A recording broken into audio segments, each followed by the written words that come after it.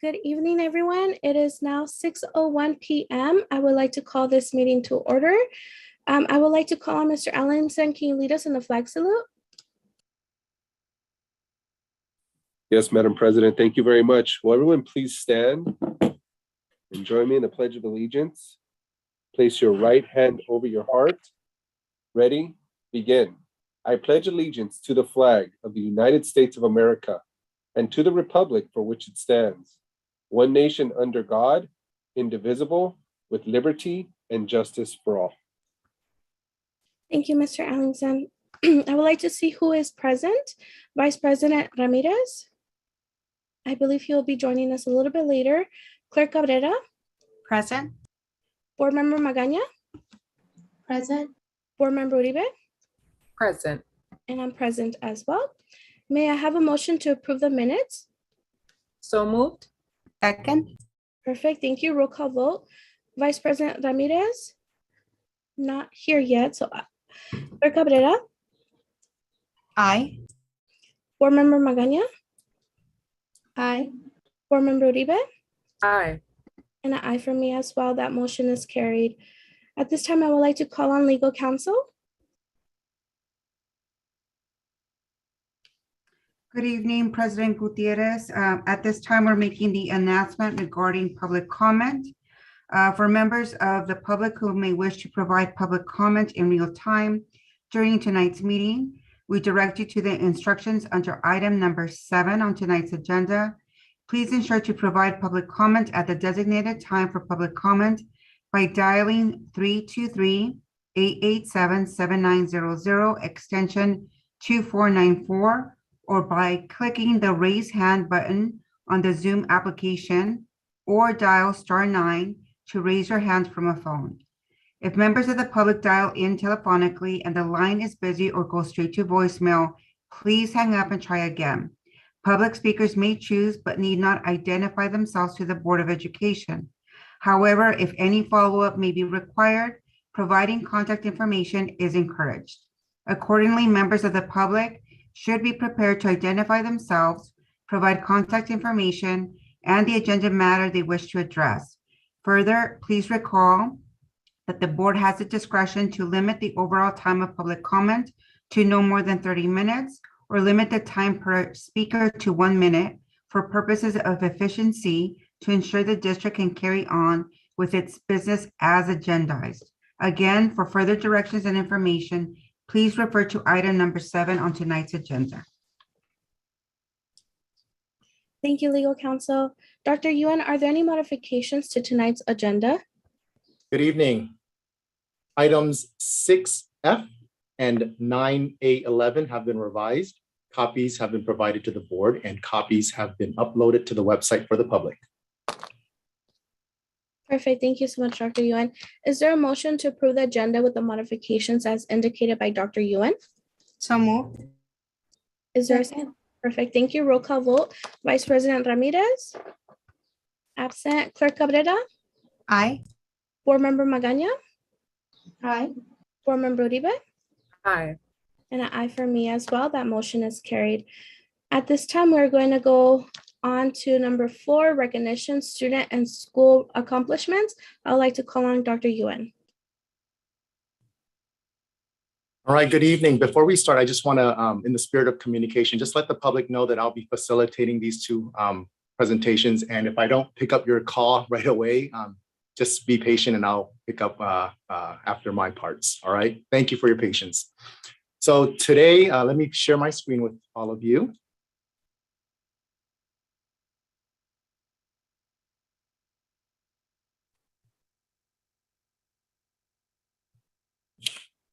All right, so good evening, board members, executive cabinet, and community members. Tonight, we are proud, pleased, and privileged to recognize our schools, students, and staff that bring accolades to our district. Our administrators, teachers, classified personnel, students, and parents play a vital role in our schools and students' successes.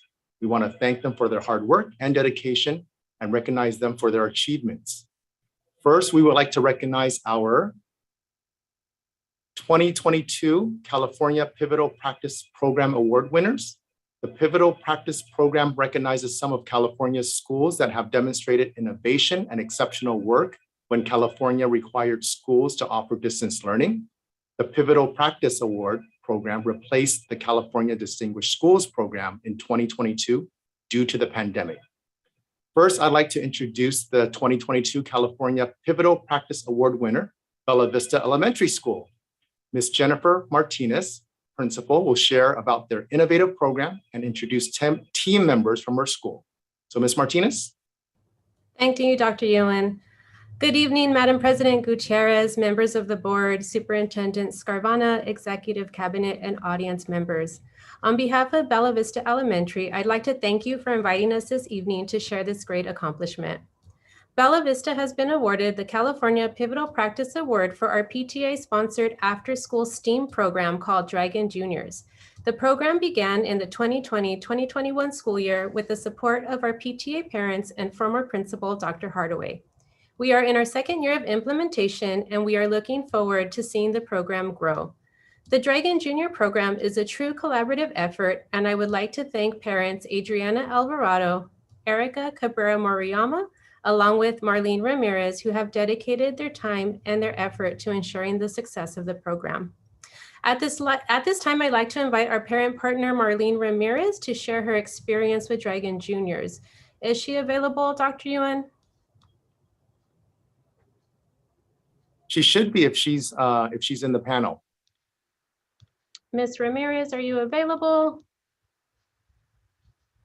If not, I will go ahead and just provide a brief overview. Dragon Juniors, as I mentioned, is a STEAM program.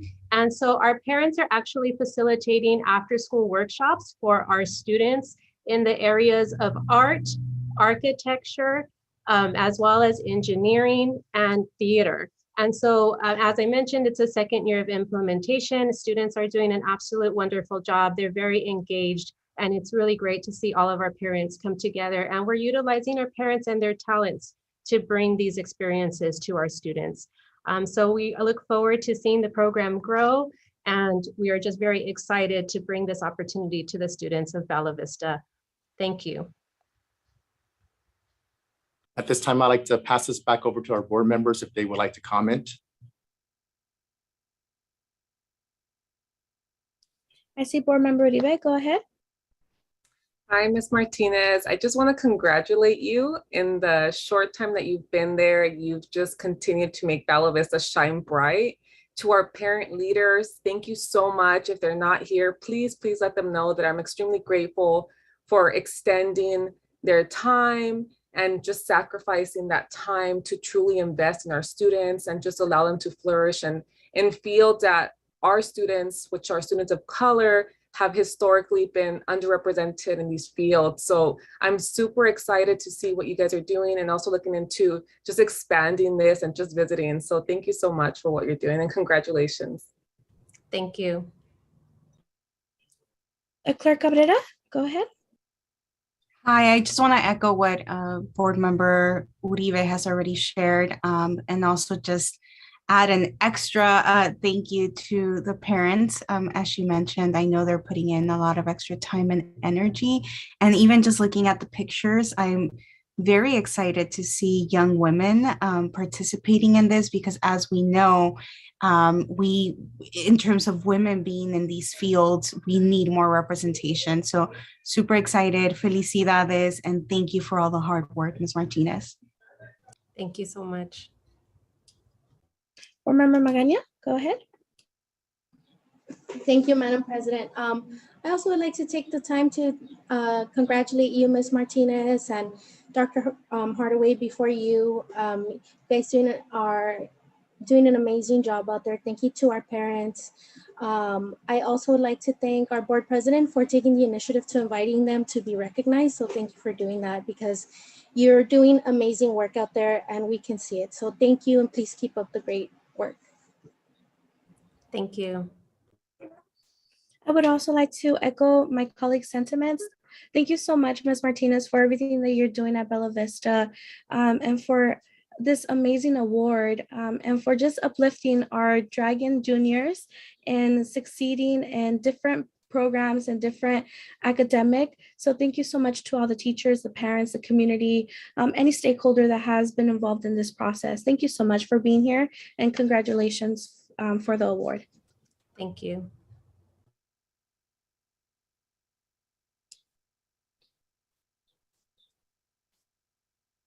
Go ahead, Dr. Yuan. Sorry, I can't see the tile, so if you would please pass it back to me, and that'll be my cue. Thank you. So I would also like to introduce the 2022 California Pivotal Practice Award winner, Applied Technology Center High School, Mr. Jose Ornelas, Assistant Principal, will share about their signature program and introduce team members from his school. So Mr. Ornelas. Thank you, Dr. Ewan. Good evening, Board President Gutierrez, board members, Superintendent Scarvana, Executive Cabinet, and MUSD community.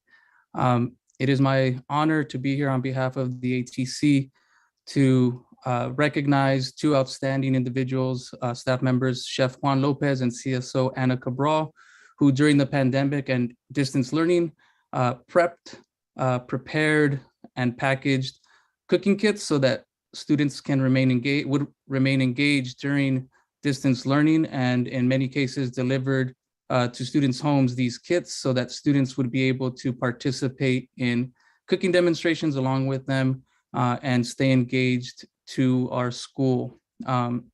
Since the pandemic is now over, they've extended that into a bistro and keep giving our students those types of opportunities in our state-of-the-art kitchen. But I did want to bestow them the honor of being recognized here. So thank you, board members and district, for allowing us to have this recognition for two outstanding individuals.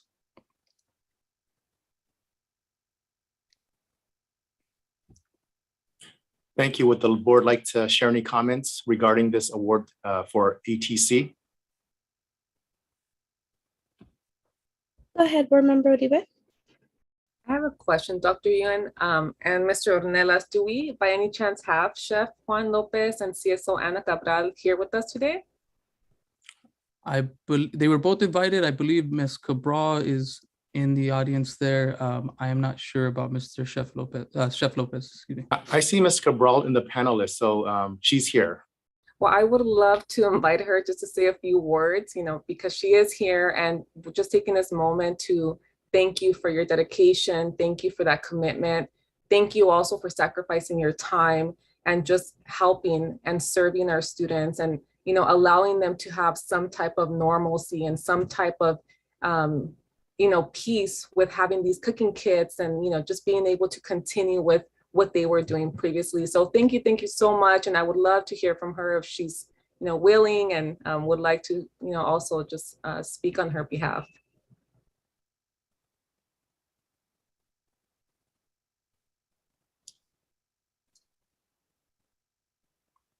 I don't see Ms. Cabral unmuting, so I'll go ahead and move on with board member Magaña.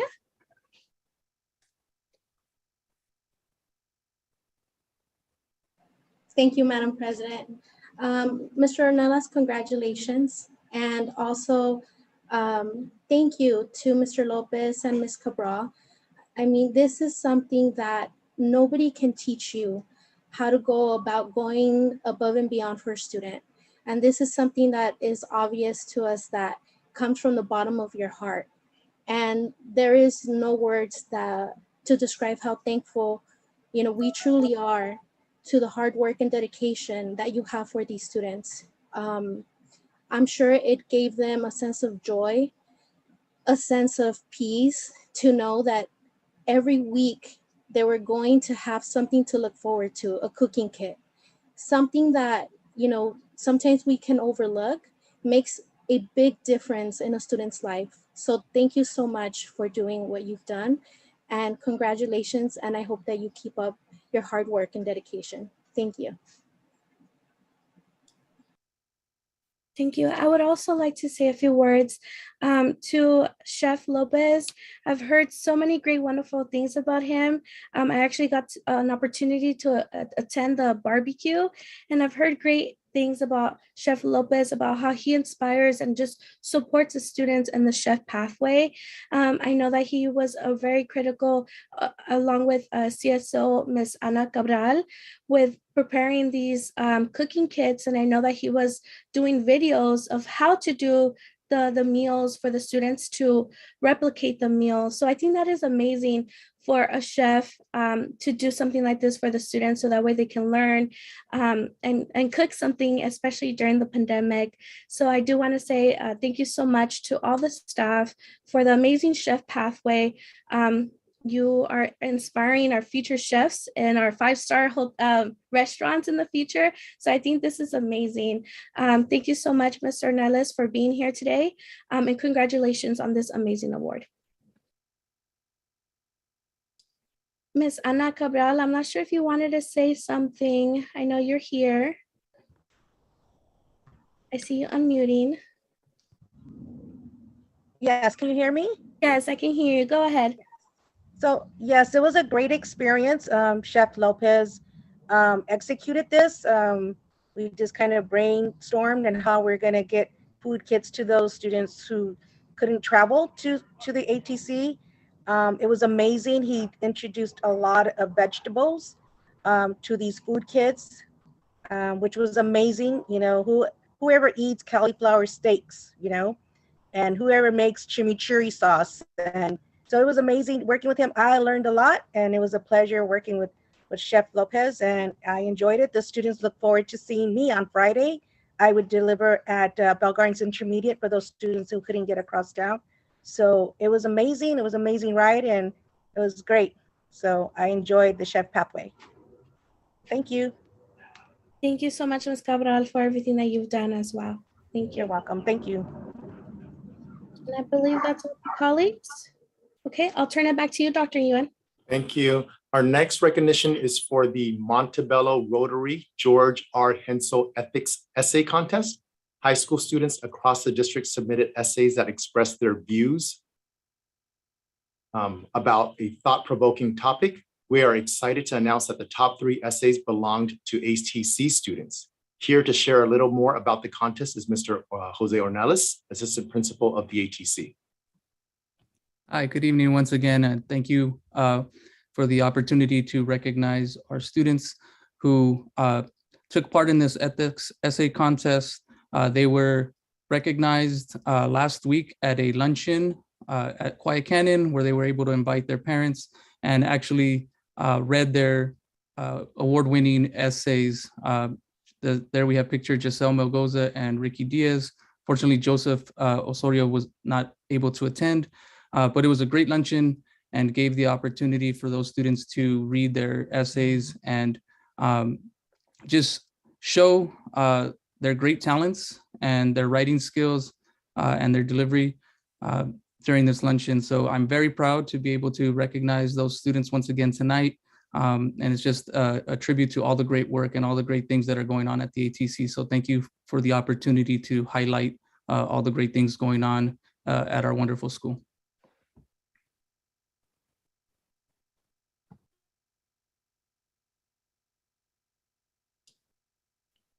Are there any comments from my colleagues?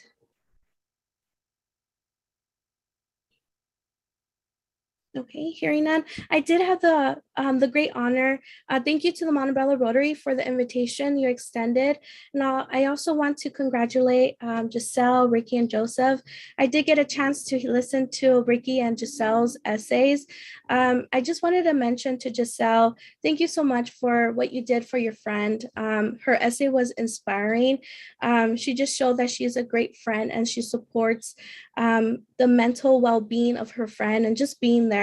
And also Ricky, thank you so much for sharing your essay. I know a lot of times in school we come face to face with decisions that we have to make.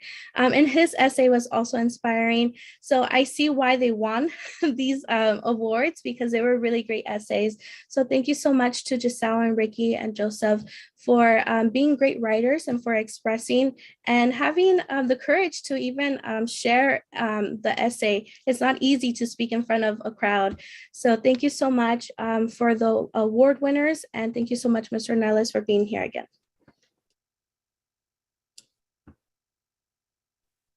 And then I'll hand it over back to you, Dr. Yuen.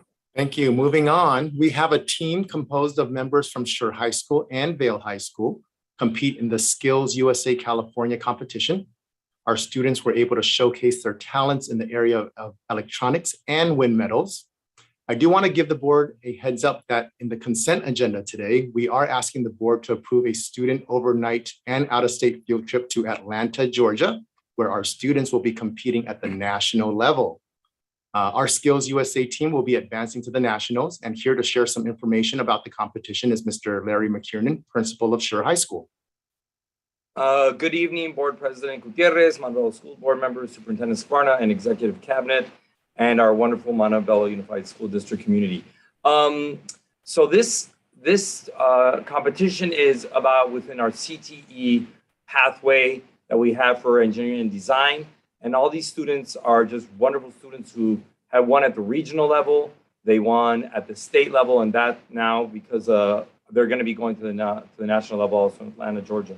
So I asked their teacher, Mr. Klein, who I'm very thankful for everything he's done for them. And I just want to personally thank our digital technology and career technology educator, Garth Klein, for continuing to inspire Montebello's future engineers, electricians, and other technical careers. What's really wonderful and inspiring when I go into Mr. Klein's classroom is that students are collaborating.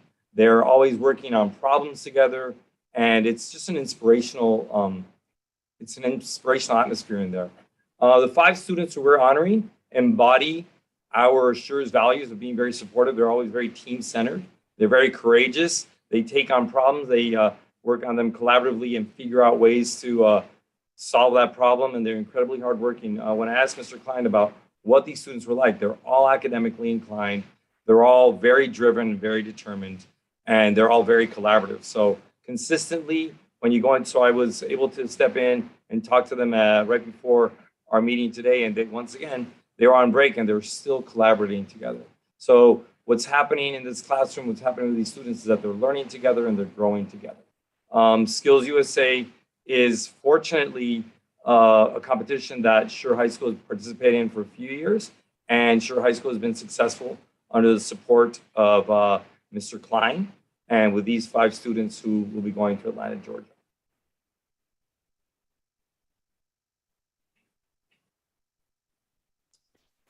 Are there any comments from my colleagues? Go ahead, Board Member Magaña.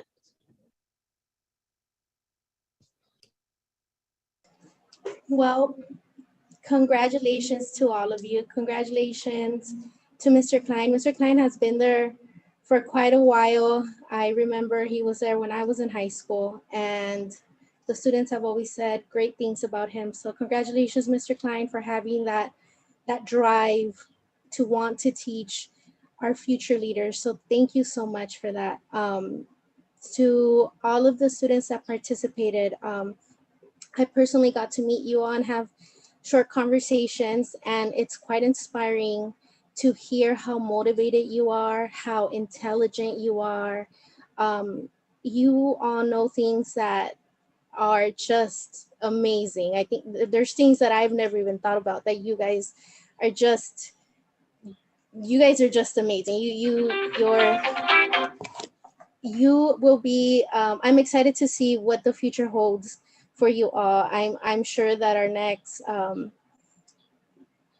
great genius leader is amongst you. So so congratulations. I do have the privilege of knowing Mr. Zambrano and Mr. Flores. They are from Commerce, and I've known them since they were little kids, and it's an amazing experience to get to see them grow. I got to coach them and get to see them growing up. So it's really great. And Miss Felix, I want to extra congratulate you because you're the only female on that team, and it's very inspiring, and it makes me feel really excited because I know you're going to accomplish amazing things. So congratulations to you all, and I'm very excited to be here and to be able to support you all. Thank you. Board Member Uribe. I just want to congratulate the students who've made it this far. You definitely are leaders, you're role models. Don't ever underestimate that. You have so much potential. And so once you get your degrees and once you become amazing leaders, come back to your communities and help others get into these spaces that you've been allowed and been just able and, sacrifice and sharing your story so others can also, learn how to navigate a system that they may not be familiar with, that they may be intimidated by. So I'm excited to see what you will accomplish. Prayers for you. I know you guys are going up to the national level, so I'm definitely be praying that you guys will just shine bright and continue to make Montebello Unified shine bright. To all of the leaders behind the scenes, Mr. Klein, the teachers, I just want to thank you for having that passion and that hunger to help our students, to instill this drive and to just allow them to become leaders. So just thank you for all that you do. Thank you for your sacrifice, for your love for education. So thank you so much, and just God bless you guys. Cabrera? Just want to echo what a lot of my colleagues have been saying. Felicidades. I see that most of you think are here right now. I know that a lot of work must have gone into preparing for the competitions, and I'm just excited for you and what's coming next in Atlanta, Georgia. Enjoy it. If there's a piece of advice that I can share, enjoy it. Take pictures. I know you're going to be nervous, but just enjoy the moment too, because everyone's already so proud of you. Your teachers, your advisors, your parents, I'm sure, are extremely proud. So just really take the time to enjoy your time out there. I 100% agree with Clerk Cabrera, what she mentioned. So congratulations to all the medalists who won gold, silver, bronze. I know I see Anais, you're here. Jonathan, you're here. Did you want to say a few words? Isaac, I see you're here on. Did any of you want to say a few words about your experience at Skills USA? I don't want to put you on the spot, I know.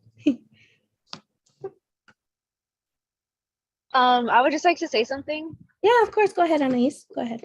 In the beginning, to be honest, I didn't know what I was doing, but thanks to Jonathan, he was a really great team member. He helped me out a lot, and that skills experience, it was really fun. Although it was stressful and like nerve-wracking, it was like just simply a great experience and fun. That's amazing. Thank you so much for sharing, Anais.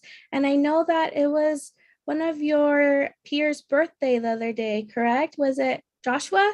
Joshua, are you here? Yes, Yes. Happy belated birthday. How was your birthday, Joshua?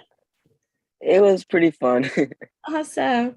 Awesome. Yeah. Thank you for being here. Do you want to share anything about your experience? Yes. Go ahead. In skills, it was pretty fun. Just like for me, it was just really nerve-wracking because we're just competing against technically just your high school students, just me and Isaac and Brandon. So it was like a little competition between us. It was really, it was nerve-wracking because we just didn't want just let each other down. Right. Yeah. And it's amazing that you have a great team. You can always have your peer to support one another. So thank you so much for being here, and congratulations on your big accomplishment. Best of luck at Georgia. I don't know if luck is a great term. I know in drama you shouldn't say that. So congratulations to all the winners. Board Member Uribe, you have your hand up? Yeah, so we have our students here. Just I want to tell you guys, because I know you guys are talking about like the stress behind it and being intimidated by this process. I just want to encourage you all to become comfortable with being uncomfortable. You all have a huge calling on your lives. So don't allow intimidation and fear and discouragement just keep you from what your calling is. And just, take steps of faith. Don't doubt yourself. You have it in you. It's all about sacrificing, being giving it time, and soon you will reap the fruit of your labor. So just remember, become comfortable with being uncomfortable. And I know that you guys have it in you to just shine bright and do amazing things. So thank you guys for being vulnerable and just being here today. Also, I wanted to say that it's both Isaac and Joshua's. It was both Isaac and Joshua's birthdays. That's right. They're They're brothers. twins. They're twins. I'm so sorry, Isaac. Happy birthday. Thank you. Happy birthday. How was your birthday? It was pretty fun. Awesome. I know I completely skipped my mind. I remember Joshua mentioning that he had a twin brother. So congratulations and happy birthday. And just like how my colleagues mentioned, the sky's the limit. The pursuit to be an engineer, an architect, a carpenter, and anything that you want in your life, you have everything that it takes to accomplish all your goals and your dreams. So congratulations and best wishes in Georgia. Thank you so much, everyone, for being here. Thank you. All right, and I'll hand it back over to Dr. Ewan. Thank you. And finally, we are elated to recognize a Sure High School student athlete who competed all the way to the state championship in girls wrestling and was the state runner-up. Here to talk about our outstanding athlete is Mr. Larry McKiernan, principal of Sure High School. Hello, once again, it is a privilege to talk about Galilea Garcia. Everybody on campus knows her as Gali. And if you were ever to walk on our campus, you would, and saw Gali, you would see that big, humongous smile wherever she goes. She's just a joy to talk to. She's inspirational. She's also a scholar.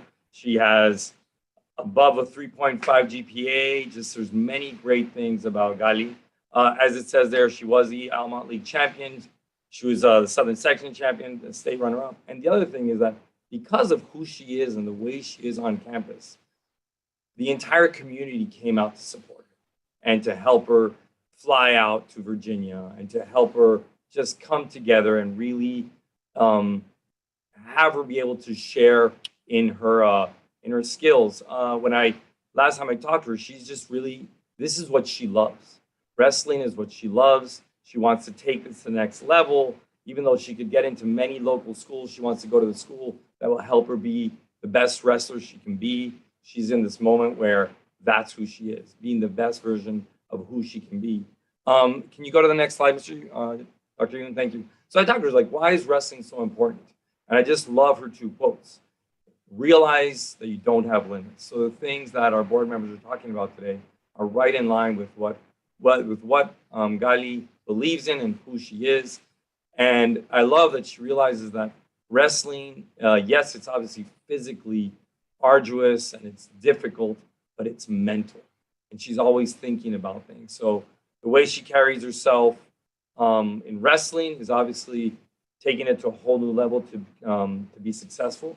But when you walk into her AP Spanish class, for instance, where I was today, she's first and foremost a student who is who's sharing her ideas. So she really embodies that idea of being a scholar athlete, being a student athlete.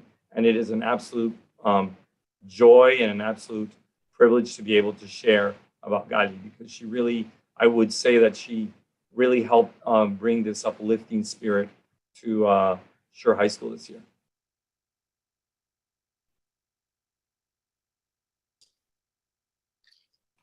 Thank you so much. Is there any of my colleagues want to say a few words? Go ahead, Board Member Odibe. I'm just wondering if Gali is actually here so she can say a few words. I would love to hear from her. She was invited and I do not see her name there. So I did talk to her today about it. Please congratulate her on my end.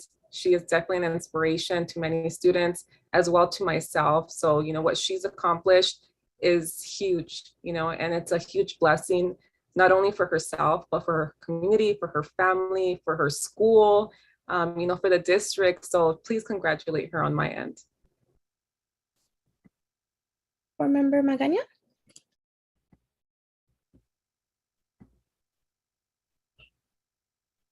Thank you, Madam President.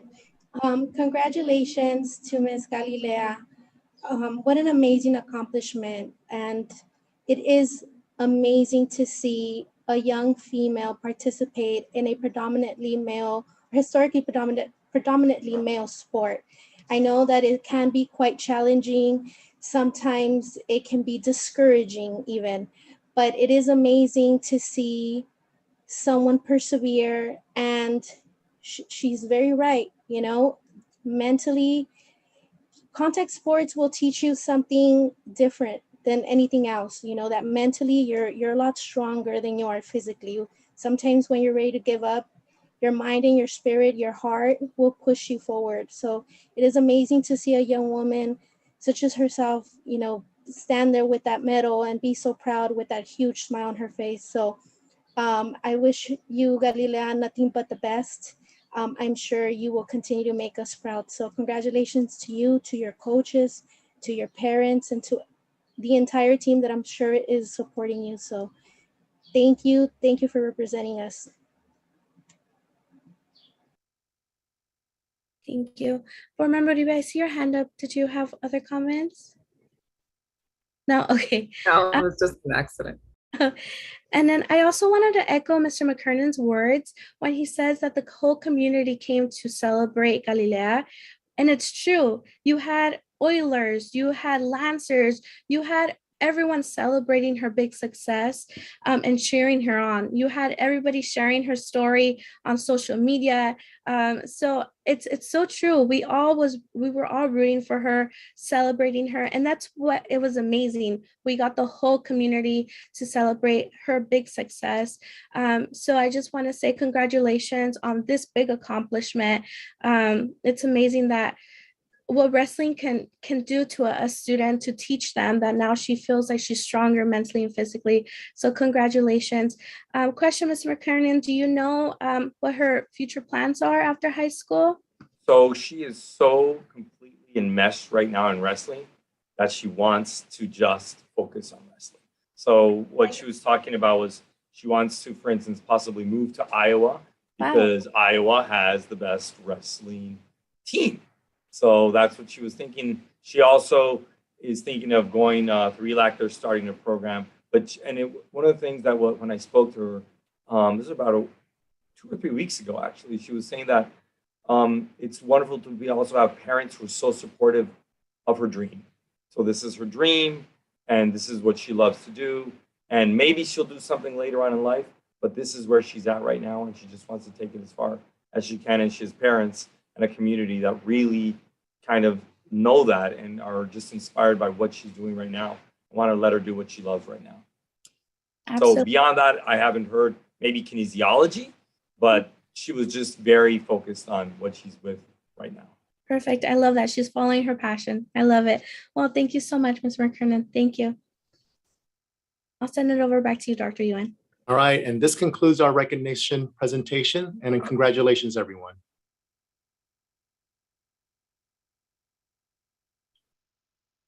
Congratulations to everyone. Next, I want to move on to item number 5, a presentation for Rosewood Park School STEAM Academy.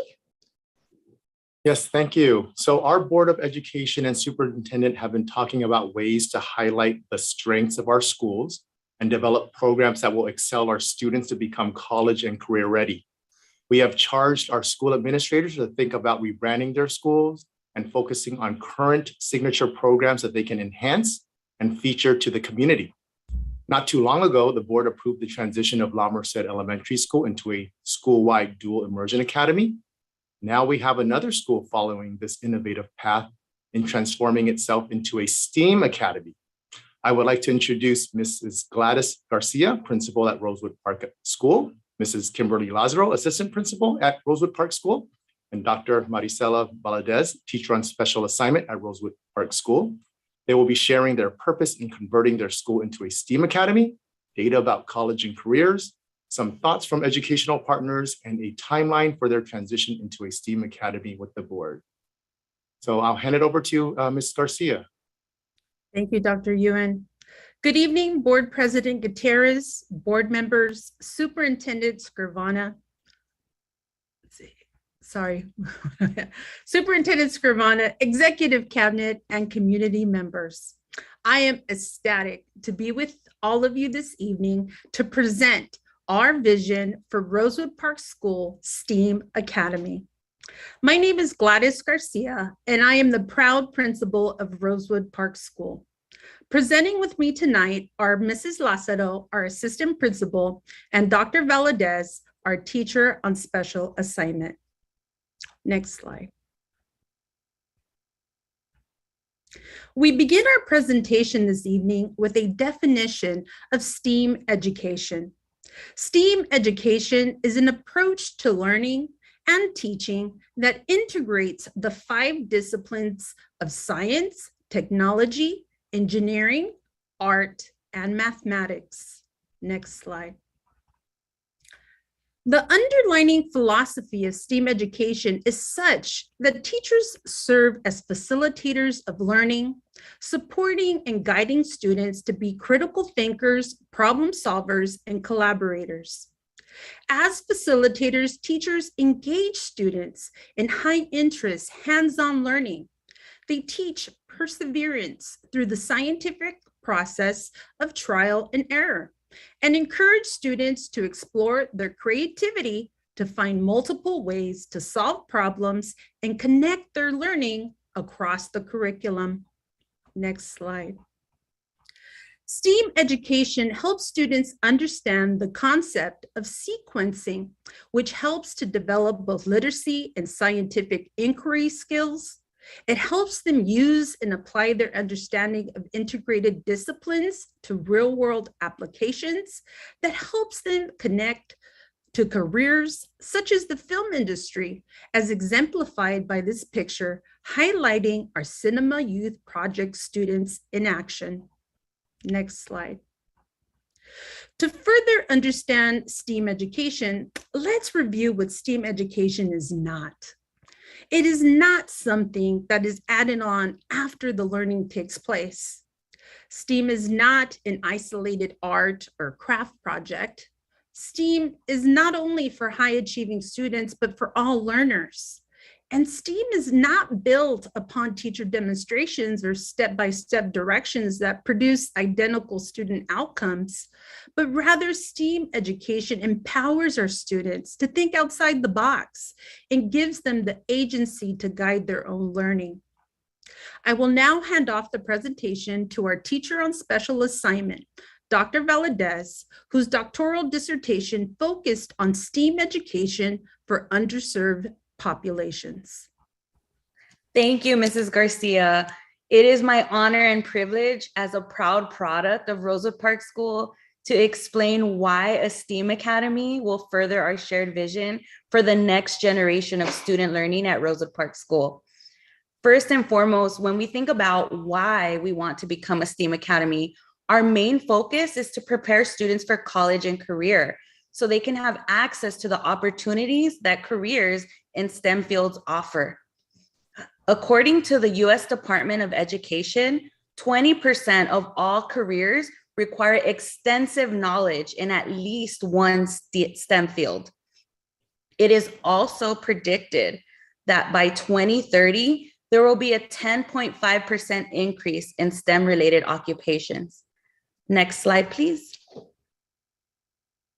But of course, we can't talk about opportunities without addressing the opportunity gaps that typically prevent students from being prepared for and pursuing STEM fields.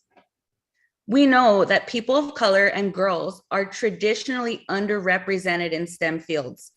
According to the Bureau of Labor Statistics, fewer than 13% of all STEM industry jobs are held by people of color. 28% of the STEM workforce is female, yet only 5% of those women are women of color. Research also demonstrates that EL students experience a notable achievement gap in STEM subjects for a number of reasons, namely the structure of coursework and also teacher preparation. Becoming a STEAM Academy will allow us to regularly engage our students in rigorous, hands-on, inquiry-based STEAM learning, which fosters lifelong learning and addresses those opportunity gaps. Next slide, please. Oh, you already went. Thank you. Go back. My apologies. A project-based learning approach will help us to integrate learning to further address these inequities by providing students opportunities to learn through solving real-world problems. STEAM PBL actively engages students in real-world learning, which provides multiple opportunities for interaction and resources to build literacy and content understanding at the same time. Moreover, students who engage in STEAM PBL significantly outperform their peers who do not have these same opportunities. And that's because the integrated approach to learning provides students access to multiple meaning-making resources and modes of communication to express their learning, which makes the subject matter more accessible to all students.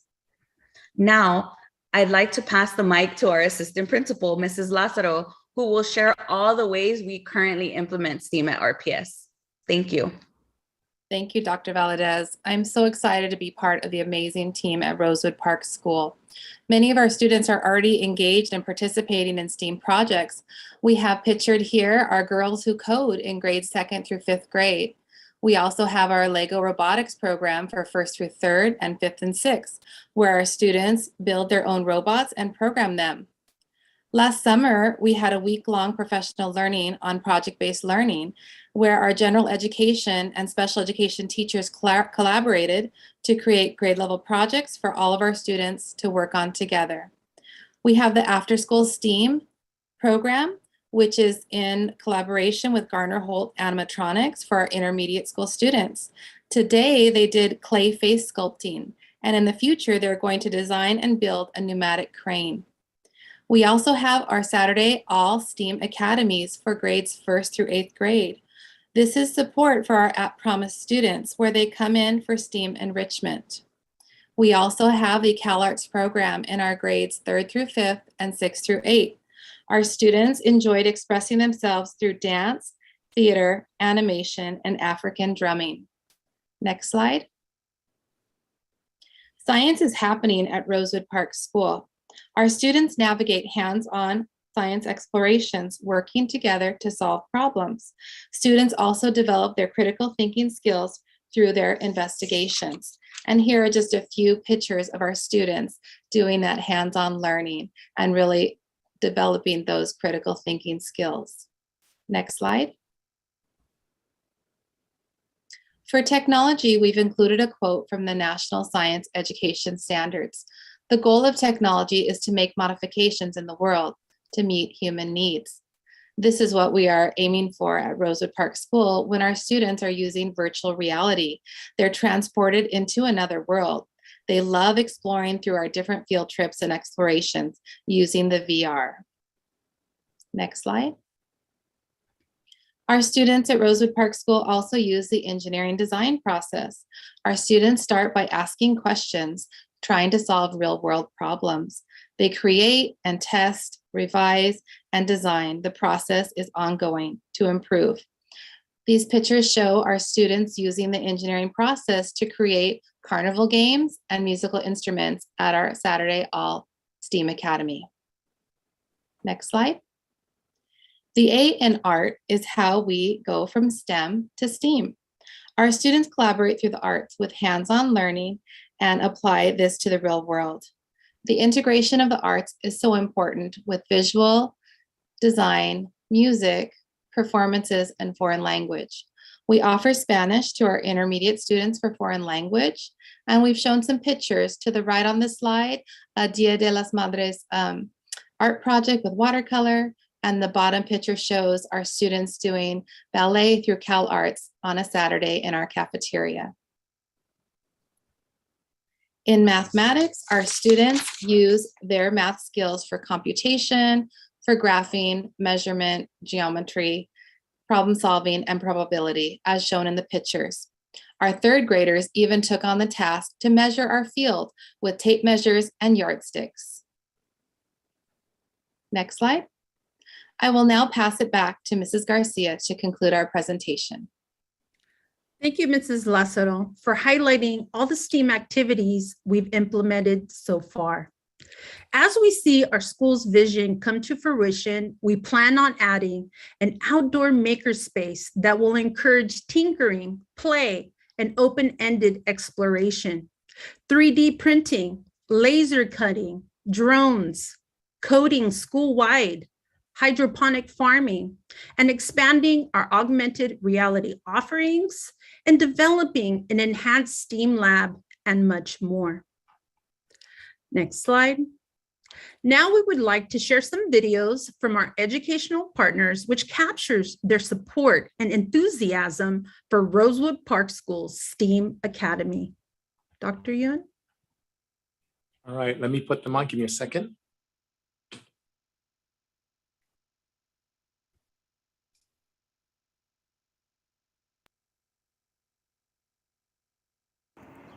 Hello, my name is Ms. Padilla. I'm a Rosewood Park parent and yard supervision aide here at Rosewood Park School. My children have always been involved in the STEAM activities here at RPS. They have won first place at the district science fairs, participated in the robotics programs, and have attended the Tech Trek summer program. The activities have encouraged them to pursue the sciences at the high school level and beyond. I am super excited to see RPS become a STEAM school and be able to offer my son and other students this great opportunity to broaden their horizons when it comes to their future.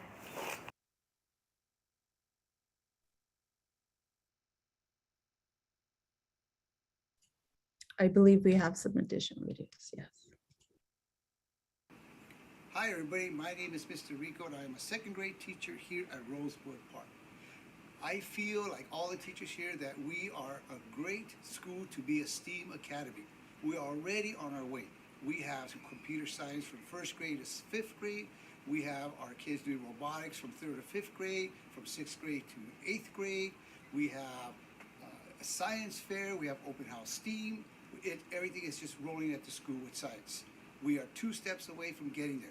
We need everyone to support us, and teachers are ready to go, students are excited, and let's go. Rosewood Park School STEAM Academy.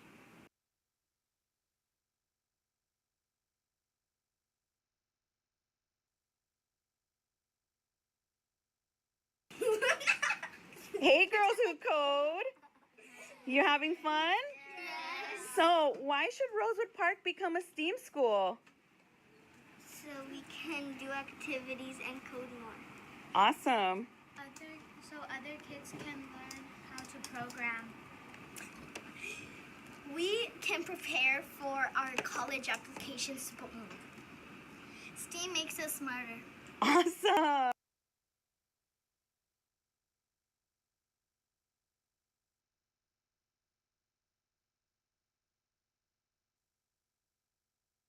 Hello, my name is Elizabeth Gasca, and I'm an all teacher here at Rosewood Park School, and I'm extremely excited at the prospect of our school becoming a STEAM academy. My all colleagues and I put on a series of STEAM Saturdays, and we found that the students who participated were extremely engaged and excited. They were motivated, and their learning became more meaningful. Students were allowed to bring forth their creativity and think outside the box. I look forward to bringing this opportunity to all students every single day.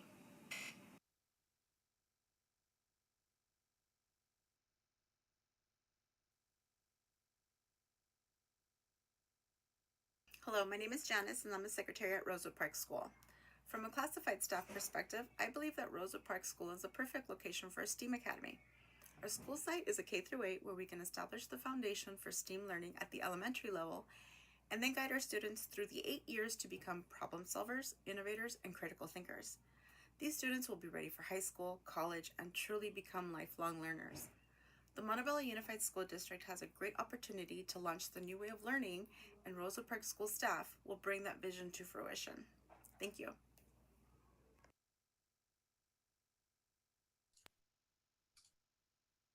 Thank you, Dr. Ewan.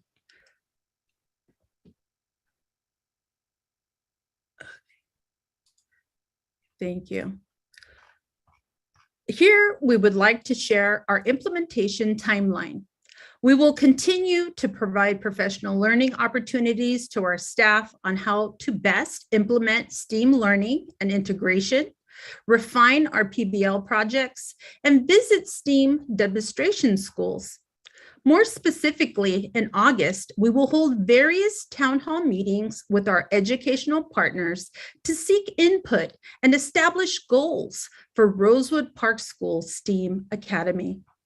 We then will work together to create a shared vision and mission statement that centers around STEAM education and supports the district's vision, empowering students to achieve academic excellence as model citizens.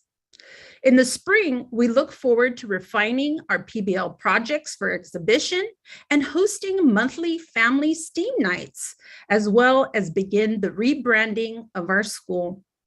In August of 2023, we officially launched Rosewood Park STEAM Academy.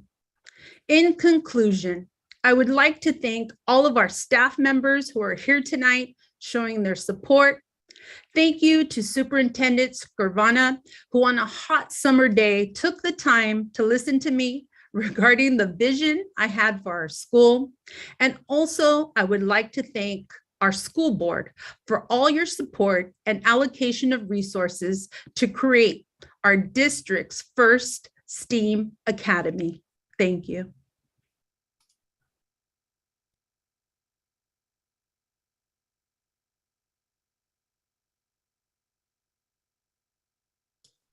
All right, that concludes the presentation. Does the board have any questions or comments?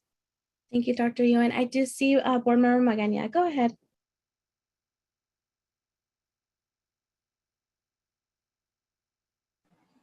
Thank you so much, Madam President. Thank you so much, Ms. Garcia, for that presentation. I'm so excited for you and for your staff. I know this is something that you and I spoke about such a while back, right? Before I sat on this board and I was visiting your school, we had this conversation and I heard your passion and I heard you talk about science and the need for representation and the need to encourage young ladies. And it's amazing to see your vision come to fruition, and I'm sure it's going to work out amazingly. Of course, we're here to support you, so please count on us. Thank you to Dr. Scavarno, because he's always being so supportive of people's visions. And I'm really excited. That was a great presentation. I'm really excited for you. So thank you so much. I know that our community and commerce loves Ms. Garcia and loves Rosewood School. So I'm really excited for you all. So thank you. Thank you. Thank you. Up next, Board Member Uribe. So Ms. Dr. Valadez, Ms. Garcia, and Mrs. Lazaro, first of all, I want to thank you for that very, very detailed, very thorough, 100% sold. I've been sold on, expanding STEM and STEAM. And, I know, Ms. Garcia, we've had these conversations previously. So, I think a few things and takeaways from your amazing presentation today was the language that you used. You guys talked about at-promise students, the opportunity gap. It's extremely important that we realize that it has never been our students that are not capable, are not able, are not willing, are not eager to be in these fields. Historically, there's been laws and policies that have not supported students of color in these fields, and that actually have pushed them out of these fields. So, this should not be a luxury for students of color, for our students. Their zip code shouldn't determine what they have access to. So I'm extremely excited to give them this exposure, give them this ability for them to choose. Is this something that they want to do? It's a decision that they make on their own. You all have an amazing team. Seeing the students just talk about the joy that they have and the eagerness and how it makes them smarter. It builds that self-confidence that they have, but they have to find. And so leaders like you are allowing that to just grow and just flourish. So I want to thank you for that. I'm just extremely excited to see what's going to happen with STEAM at Rosewood. And so anything that you need, I'm also here to support you. And, I'm just eager. I'm eager to see what you guys are going to do. And our students ultimately will shine even brighter than they already do. So I'm excited and I'm here and I'm committed to supporting you guys. So thank you for your presentation. Up next, Clerk Cabrera. Buenas noches, Ms. Lázaro, Dr. Valadez, Ms. Garcia. I'm so excited, just the excitement, the enthusiasm, the joy that the three of you brought to the presentation, even the colors, the pictures, the videos. Thank you so much. And you can see that same excitement in the students, right? Those, I believe it was 4 students that were interviewed. Just the confidence that you can already see, how comfortable they felt, and just, again, the joy. I won't stop repeating that. So thank you. I'm not turning on my camera because my internet's kind of wonky, but if you could see me, like, I'm smiling and haven't stopped smiling since you all started speaking. So thank you for this. Thank you for bringing this vision to us, and looking forward to seeing it become a reality. One question that I do have and that I would love to learn more about is, I think this brings a very unique and interesting opportunity to engaging parents, right? And how is this STEAM Academy going to engage parents, right? Those different opportunities that are there, especially, for example, I think about our parents who can't speak English, right? And sometimes might feel limited in how they can support, or they didn't have the opportunity to go to school themselves, but there will be a lot more opportunities within, the way that we're teaching students and the way we're looking at education here that will allow them to be more involved or engaged. So I'm just really excited. If we can learn more about the vision around parent engagement, I would appreciate that. Other than that, adelante. Yes, thank you so much, Board Member Cabrera. And we look forward to engaging our families through our town hall meetings. On our town hall meetings, we're going to invite our community members, our families, our business owners. We want to invest our community in this development of our STEAM Academy. So we're looking forward in these town hall meetings to really capture the goals and the wishes and the desires of our families and what they have in their minds for the future of their children. So incorporating our families' thoughts and feelings about what our STEAM Academy should be and will be is an important component of what we're going to do. Thank you. Thank you so much for this amazing presentation. I'm also very excited. Really great information and amazing STEAM Academy. So I'm really excited to see this flourish, to see this implemented. So thank you so much for being here, Principal Garcia, Ms. Lázaro, and Dr. Valadez. Thank you so much for this great presentation, great statistics behind it as well. So thank you so much. Thank you. And whatever we can do as well to make sure it has a successful implementation and make it flourish, please feel free to reach out for our support. Thank you. Thank you, everyone.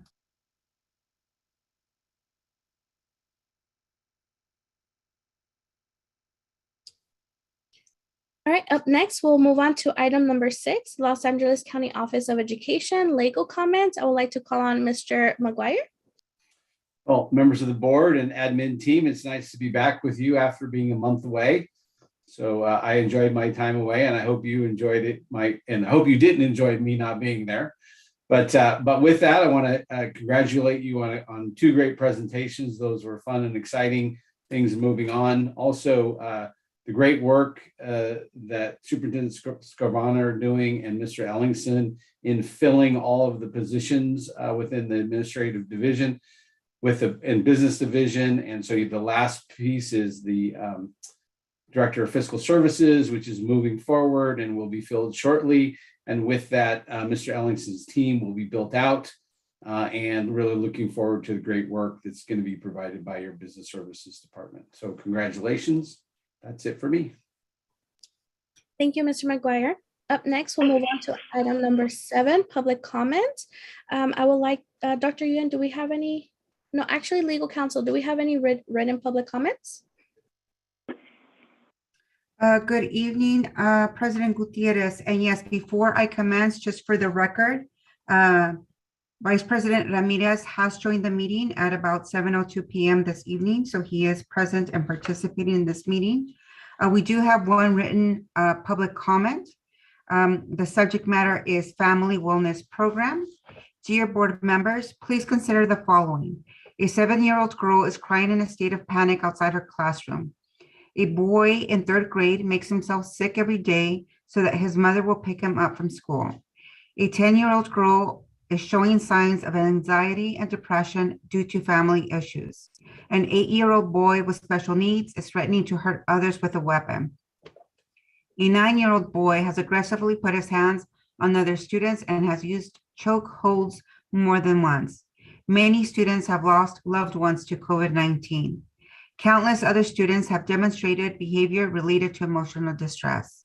Esteemed board members, these are the types of children that have been getting support from the family wellness counselor at Washington Elementary School.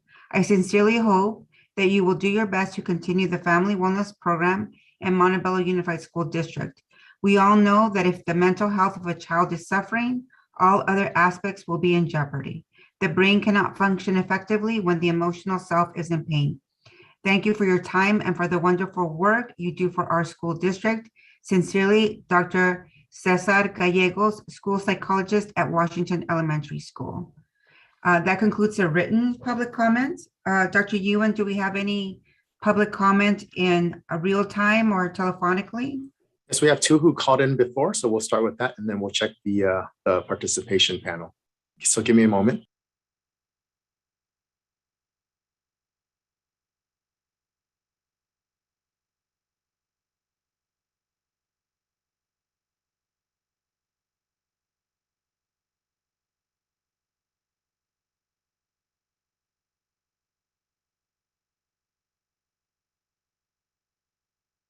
All right, go ahead. You have 3 minutes.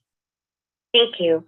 Good evening, President Gutierrez, members of the board, Superintendent Dr. Stavarna, Dr. Ewan, members of the Executive Cabinet, and the MUSD community. Hope that you and those you love are healthy and safe. Congratulations, Ms. Martinez, for receiving the California Pivotal Practice Award. Your success at Bella Vista Elementary and your success with the Dragon Junior program is wonderful to hear. This is great news. I have had the pleasure of working with Ms. Martinez at SURE and always admired her commitment and professionalism. Congratulations, Galilea Garcia, for your achievements in wrestling and your commitment, and congratulations to the coaches and team for their commitment and dedication. Congratulations, Mr. Klein, and the students of the Engineering Pathway for Winning Skills USA again. We are proud that you are part of the Spartan family and evidence of SURE's commitment to excellence. SURE is in need of more CSOs. I have spoken at past BOE meetings about the need for more CSOs to ensure campus safety. One area that needs constant supervision right now on campus is student restrooms. Restrooms are a necessity and should be safe and clean so that students can use them when needed. There are lines at the restrooms all day because they are unsupervised. There are all kinds of activities occurring in the restroom: drugs, fights, TikTok, vandalism, feces, flooding, litter. There needs to be a CSO posted at these locations so that the bathroom can be used by students when needed. There are students on our campus who need to use the restroom frequently for health reasons. This is unfair to them and any student who has to use the restroom. We also need more CSOs to ensure classroom safety. Again, this is something I mentioned earlier this year when 25 students entered an empty, adjacent, pitch black classroom and wreaked havoc. When I opened the door and told the students to leave, the students ran from the room, knocking over trash cans as they fled. Since then, we have had fights occurring outside classroom doors and escalations with class and no way to contact security and not enough available security to be contacted. When severe escalations occur, CSOs need to be easily accessible because when these escalations occur, there isn't time to call 3 or 4 different people for assistance. Finally, I'm again asking BOE, the Board of Education and District Office to please implement a pay schedule timeline so the employees of the Montebello Unified School District can be compensated in a timely and consistent manner. Employees being paid 2, 3, 4, 6 months late, 1 year, or 2 years after providing a service to the Montebello Unified School District is degrading and damaging to any employee's financial health. How this continues to occur 9 months after I first spoke of it is disheartening. Thank you and good night. All right, next we have Christine Demas calling about charter schools and the bond.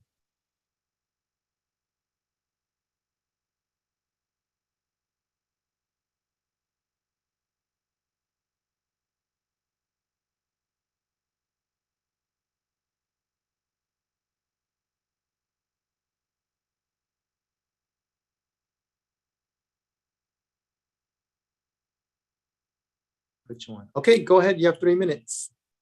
Thank you. Good evening, President Gutierrez, Board of Education, Superintendent Sparvana, and Executive Cabinet. Really good news throughout the district with regards to all the awards, CIF championships, and Rosewood Park. Oh my goodness, they're very close to becoming a STEM academy. That's wonderful. I wanted to thank President Gutierrez for reaching out to discuss charter school concerns and possibly a nonpartisan committee to review the district office charter school procedure. There's still a lack of transparency. So from what the public sees, we see that the charter schools have deadlines and they submit paperwork, but we have no idea what takes place behind the scenes. And I believe the teachers feel that way too, because there was a lack of communication, and I actually had called it, professional courtesy in letting the staff and the teachers know that people from the district office and KIPP Charter School were going to go in and take a look at the empty room and possibly request additional rooms. So I really enjoyed my conversation with President Gutierrez. Her questions to me were very valid, and they were more logistics than anything else. And so I appreciate your questions with regards to how many people do you see on this committee? When do you meet? And so, again, I appreciate the reach out, and I hope that we can continue the dialogue so that there's a professional courtesy and it's nonpartisan, like I said. I'm going to change gears a little bit, and I see that the Oliveira's law firm is working on behalf of the Montebello Unified School District, and I understand that there was some kind of an agreement made, but when are we going to see them go away? I just am concerned about their presence, and if there's any additional cases, I'd like to find out what cases those are. Changing gears again, a few meetings ago, I questioned whether there was a schedule that the superintendent and now CFO used to determine the process of obtaining the next $100 million for the Measure GS bond money.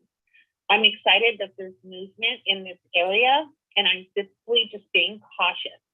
I do not know what the board, I know that everybody that was on previous Board of Education is not present on this Board of Education. So I wanted to reach out to you to just give you my concerns. I appreciate your time. Have a nice evening, everyone. That concludes the pre-called, and then I'm going to take a look at the attendees. I don't see any hands raised, and the phone line is not ringing at either. Perfect. I don't see any hands either. So we'll go ahead and move on. Also, thank you, Dr. Yuan, for multitasking with the presentations and getting those phone calls. Appreciate it. You're welcome. So we'll move on to item number 8, discussion action items. We're going to consider item number 8A, resolution number 36, 2021-2022, authorizing electronic meetings of the Governing Board of Education during a state of emergency pursuant to Government Code Section 54953E. And I would like to call on our legal counsel. Good evening, President Gutierrez and members of the board. Before you is resolution number 36, 2021-2022. Again, this is reaffirming the needs and the findings that AB 361 requires to invoke the ability to continue to meet electronically. The board approved on May 4, 2022 a resolution confirming these findings. While 30 days has not passed since the board last approved the subject resolution, it is necessary to reaffirm the resolution at this time to cover the longest period possible before the next board meeting. The next board meeting is on June 8th instead of June 1st due to the graduations. So before you tonight, it is our recommendation that you approve and ratify the following motion: that the Board of Education approve resolution number 36, 2021-2022, authorizing electronic meetings of the governing Board of Education during a state of emergency pursuant to Government Code Section 54953, subsection E. The resolution would make the determination necessary to invoke AB 361 and would allow the governing board to meet electronically for the next 30 days. A resolution reaffirming the emergency and findings was approved by the board on May 4, 2022. While 30 days has not passed since the board last approved the subject resolution, it is necessary to reaffirm the resolution at this time to cover the longest period possible under the parameters imposed by AB 361 before the next board meeting on June 8, 2022. In order to continue to meet electronically beyond that time, the board would need to reaffirm that the emergency continues to directly impact the ability of members to meet safely in person. And that is their recommendation. Thank you, legal counsel. I have a question before I move for a motion. Legal counsel, let's say we were to pass resolution number 36 and my colleagues and we're ready to come back in person. Can we do so for the next meeting or will we have to wait the 30 days? Absolutely. This doesn't preclude you from changing course and deciding to meet in person. It just gives us the cover under AB 361 to be able to meet electronically. So this doesn't obligate us to do it, but instead it just authorizes us to do it. Perfect. I see Board Member Magana, you have a question, a comment? Thank you, Madam President. Yes, so I know at the last meeting, we talked about possibly coming back, but I know that in some of my conversations with Dr. Scovarna, we talked about some changes or some specific needs needing to be upgraded or updated in the boardroom. And so I think, I don't know if we have an update on that yet. If not, it would be great to have them and know so we know more or less where we are. So we just want to make sure that as we come back that we're safe and that, you know, that the public is, that we're keeping everyone safe as well.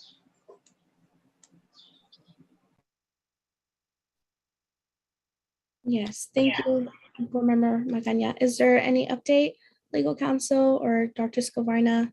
I would, it's our, we're trying very diligently to get that ready so that we have the ability to get in there within 4 to 6 weeks, maybe even quicker. So that we've heard your intent at the last meeting and we're going for that to try to take care of some audio concerns, some cleaning the air, nothing too fancy, but just getting us back in there. Perfect. Thank you, Dr. Scovarna. So I'd like to move, is there a motion to approve this item? Motion. Second. Perfect. Roll call vote, Vice President Ramirez. Aye. Clerk Cabrera. Aye. Board Member Magana. Aye. Board Member Uribe. I will be voting no, and just I want to state why. So one of the things that I think of is just the fact that our students and our staff have been able to come back on campus safely. You know, we know the protocols, we know, you know, things to do as far as protecting people's health. So, you know, I do believe for our stakeholders, it's important to be back in person. So therefore I vote no. And I'll be voting aye. That motion is carried.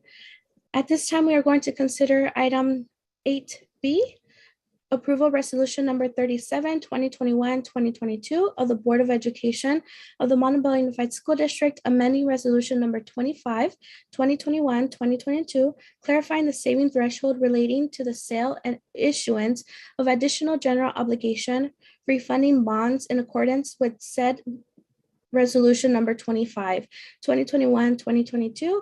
And I would like to call on Mr. Allington. Good evening again, Madam President.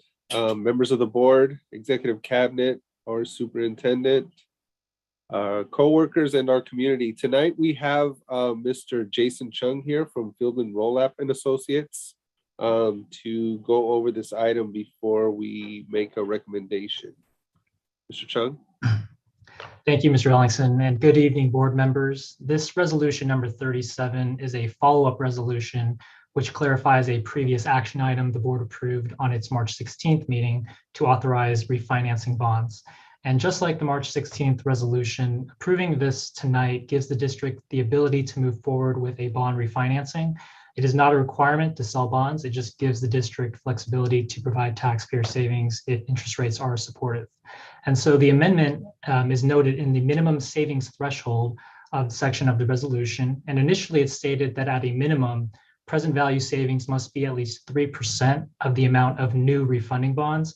And this has now been amended to state that the present value savings must be at least 3% of the amount of prior refunded bonds. So, and this is the more common practice where determining your savings level is based on the refunding number instead of the new bond amount number. So we are still requiring the 3% minimum savings level. That is matching the industry best practices and what they follow.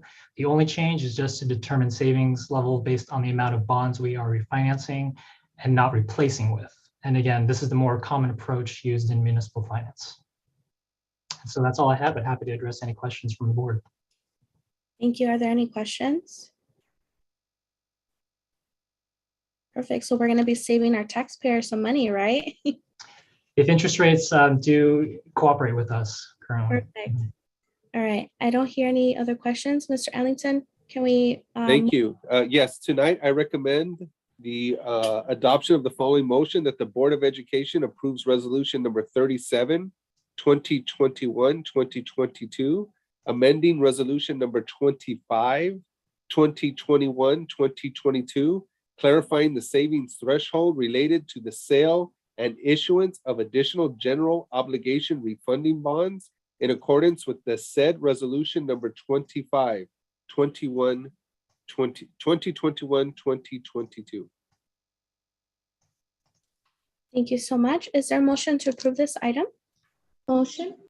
Is there a second? Second. Perfect. Roll call vote. Vice President Ramirez. Aye. Clerk Cabrera. Aye.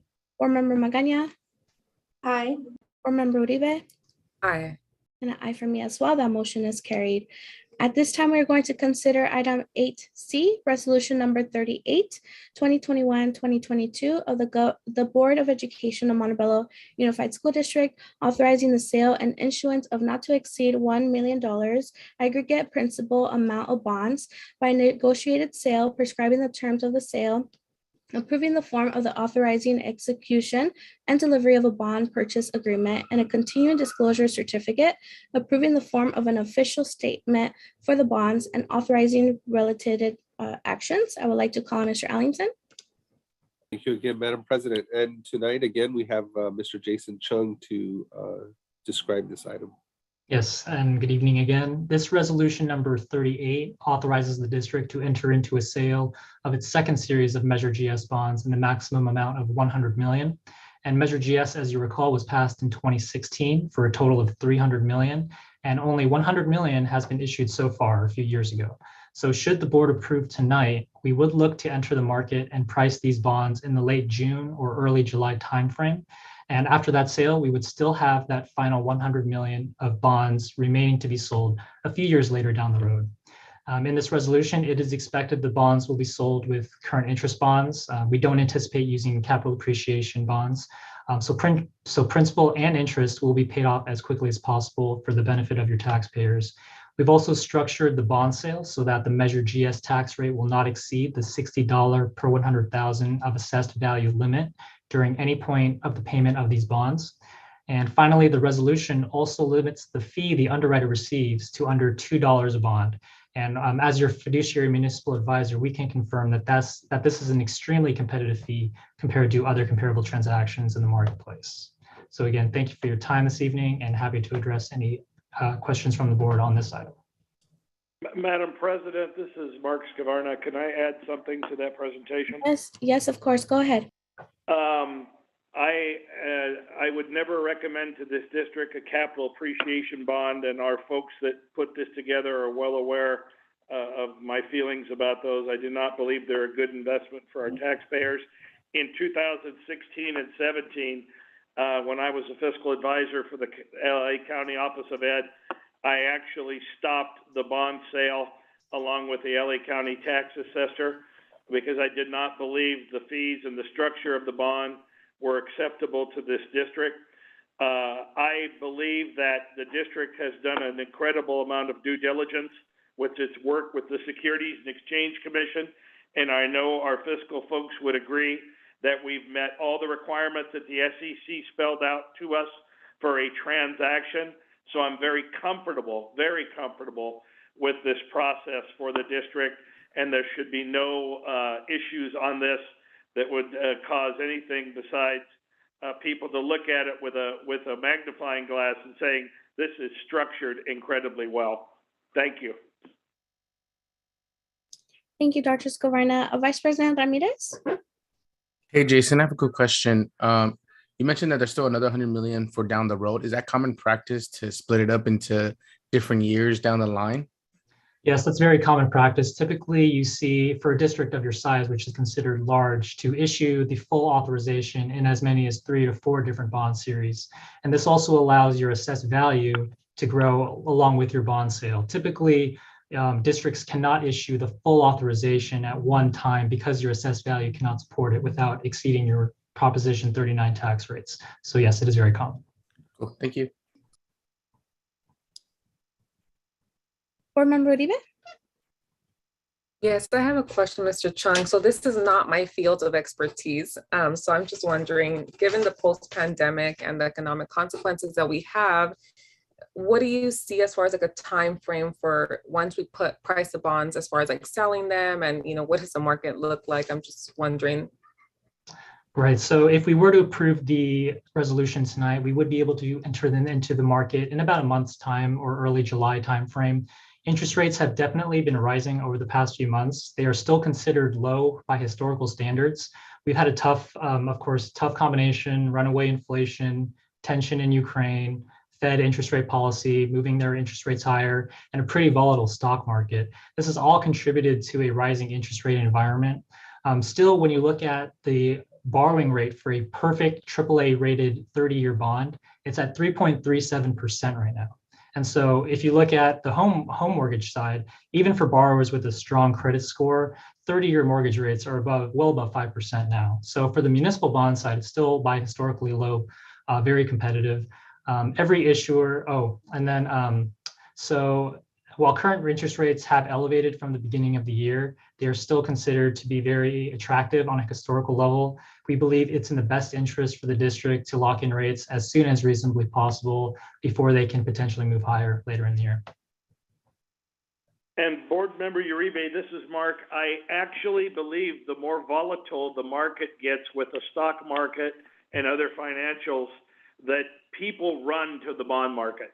The stability is there. And I believe that that provides us with all of the tumultuousness that was explained to the board is even better for us. Thank you so much for that clarification. Thank you so much. Any other questions before we move on? Okay, hearing none. Is there a motion to approve this item? Motion. Second. Perfect. Roll call vote. Vice President Ramirez? Aye. Clerk Cabrera? Aye. Board Member Magaña? Aye. I'm sorry, Board President, can I read the motion, please? Oh, I'm sorry. Yes, go ahead. Thank you so much. Tonight, I recommend adoption of the following motion: that the Board of Education approves resolution number 38, 2021-2022, authorizing the sale and issuance of not to exceed $100 million aggregate principal amount of bonds by negotiated sale, prescribing the terms of sale, approving the form and authorizing the execution and delivery of a bond purchase agreement and a continuing disclosure certificate, approving the form of an official statement for the bonds, and authorizing related actions. Perfect. Thank you. Is there a motion to approve this item? Motion. Is there a second? Second. Roll call vote. Vice President Ramirez? Aye. Clerk Cabrera? Aye. Board Member Magaña? Aye. Board Member Uribe? Aye. And an aye for me as well. That motion is carried. At this time, we are going to consider item 8D, ratification of Assembly Bill 1200, public disclosure document regarding the costs associated with the Board of Education of Montebello Unified School District, MUSD, and the certificated management, classified management, supervisory, and confidential salary schedules. I'd like to call on Mr. Allington. Thank you again, Madam President. This is an item that we brought to the last board meeting for public disclosure. And it's been posted on the district's website and in the district for the past 10 days. The County Office of Education also reviewed this document. And the purpose of this is to create some equity among the labor within the district. This 6% matches what the MTA got. And tonight, I recommend ratification of the following motion: that the Board of Education of the Montebello Unified School District ratifies the attached AB 1200 public disclosure document regarding the cost associated with the Board of Education of the Montebello Unified School District and certificated management, classified management, supervisory, and confidential salary schedules. This provides for a 6% increase to salary schedules that would be retroactive to July 1, 2021. It would cover the period beginning July 1, 2021 and ending June 30, 2022. Thank you, Mr. Allington. Is there a motion to approve this item? So moved. Is there a second? Second. Roll call vote, Vice President Ramirez. Aye. Clerk Cabrera. Aye. Board Member Magaña. Aye. Board Member Uribe. Aye. And an aye for me as well. That motion is carried. At this time, we are going to consider item 8E, second public notice, Montebello Unified School District initial sunshine proposal to the Montebello Teacher Association, MTA, for openers and 2022-2023 contract negotiations. At this time, I declare the public hearing open. Ms. Hakopian, is there a staff report on this item? Good evening, Board President Gutierrez, esteemed board member, Superintendent Dr. Scavarna, MUSC leadership, and community participants. Section 3457 of Article 8 of Chapter 10.7 of the California Government Code requires that all initial proposals of exclusive representatives shall be presented at a public meeting of the public school employers and therefore shall be public records. You may recall that the initial proposal from the Montebello Unified School District was presented to the public at the May 4, 2022 regular meeting of the Board of Education, specifically Article 4, hours of assignments, Article 8, class size, and Article 12, wages. After inviting and hearing public comment, if any, on the initial sunshine proposal for openers for the 2022 and 2023 fiscal year, I recommend the adoption of this motion as presented. Thank you. Thank you, Ms. Hakopian. Are there any questions from the board? Okay, hearing none. Legal counsel, do we have any written public comment on this item? We did not receive any written comments on item 8E. Dr. Ewan, do we have any public comments in real time on this matter? There are no phone calls and there are no hands raised in the panel. Okay, if my colleagues don't mind, we'll give it a minute just in case.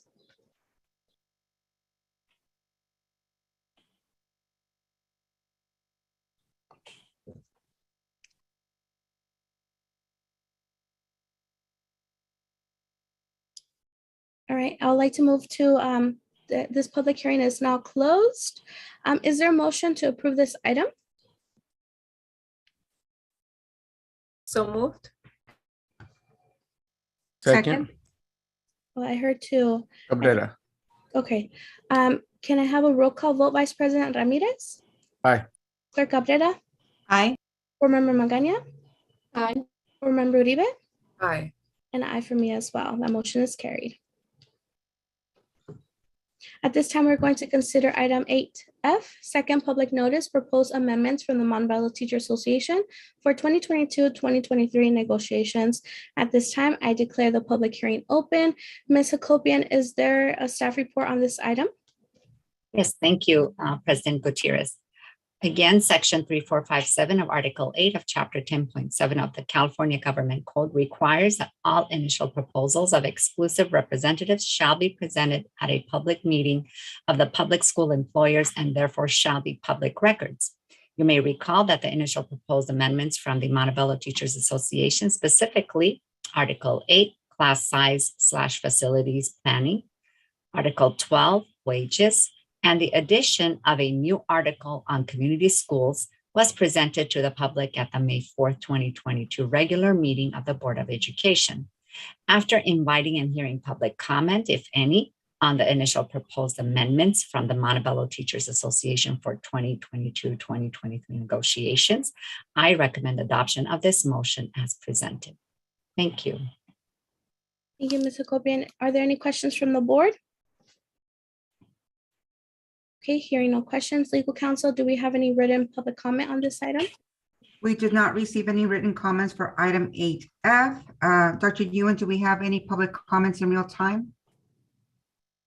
At this time, no phone calls and no hands raised. Okay, perfect. Thank you, Dr. Yuan and legal counsel. This public hearing is now closed. Is there a motion to approve this item?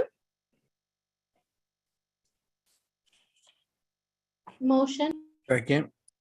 Roll call vote, Vice President Ramirez, Aye. Clerk Cabrera, Aye. Board Member Magaña, Aye. Board Member Uribe, Aye. and an aye for me as well. That motion is carried. At this time, we're going to consider item 8G, 2022-2023 Personnel Commission Budget. I would like to call on Mr. Allingson. Thank you, Madam President. Pursuant to California Education Code Section 45253, the Personnel Commission prepares an annual budget for its office. The Personnel Commission must hold a public hearing for that budget no later than May the 30th of each year, or on a date agreed upon between the governing board and the Personnel Commission, to coincide with the adoption process for the school district's budget. The Personnel Commission held a public hearing on its proposed budget on May the 10th, 2022.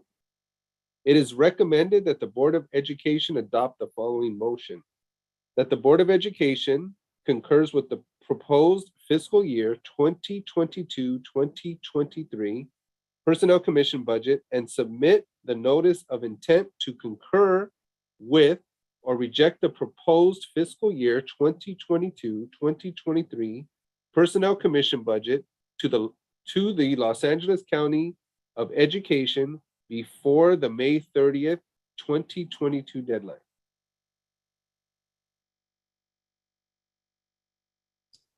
Thank you, Mr. Allingson. Is there a motion to approve this item? So moved. Is there a second? Second. Roll call vote, Vice President Ramirez, Aye. Clerk Cabrera, Aye. Board Member Magaña, Aye. Board Member Uribe, Aye. and an aye for me as well. That motion is carried. Okay. At this time, we're going to move on to consent agenda. Are there any items to be pulled from the consent agenda for further discussion and or action? Okay, hearing none. Do I have a motion and a second to approve for the approval of the consent agenda as presented? So move. Second. Okay, roll call vote. Vice President Ramirez, Aye. Clerk Cabrera, Aye. Board Member Magaña, Aye. Board Member Uribe, Aye. and an aye for me as well. That motion is carried.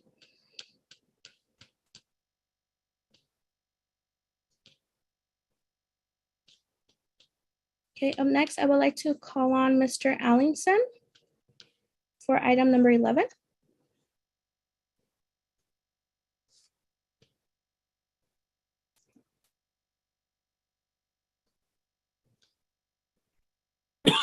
Excuse me, sorry. Thank you, Madam President. Excuse me, just.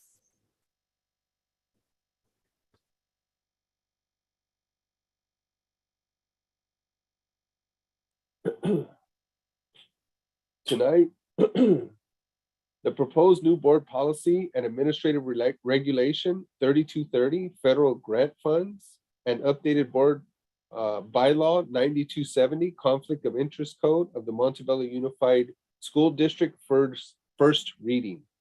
Tonight, I recommend the adoption of the following motion: that the Board of Education approves the proposed new board policy 3230 federal grant funds, administrative regulation 3230 federal grant funds, and updated board bylaw 9270 conflict of interest code of the Montebello Unified School District to ensure that the districts are spending funds as required by law.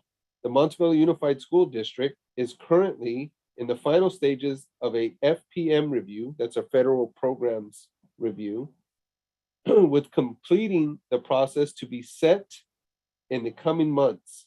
The MUSD's FPM reviewer has identified the need for MUSD to include disciplinary protocol language for individuals who violate the conflict of interest policy as it relates to federal funding measures to ensure compliance with the FPM.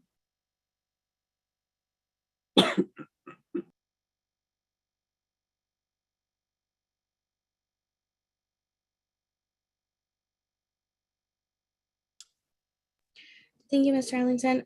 Is there a motion and a second to approve the first reading of the proposed new board policy and administrative regulation 3230 and updated board bylaw 9270? So moved. Second. Roll call vote, Vice President Ramirez, Aye. Clerk Cabrera, Aye. Board Member Magaña, Aye. Board Member Uribe, Aye. and an aye for me as well. That motion is carried. At this time, we're going to move on to item number 12, Board of Education member and superintendent reports. Let's go ahead and start with Vice President Ramirez.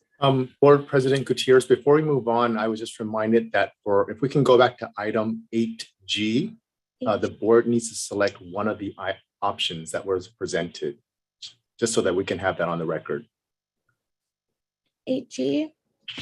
It wasn't us concurring with the proposed fiscal year 2022-2023.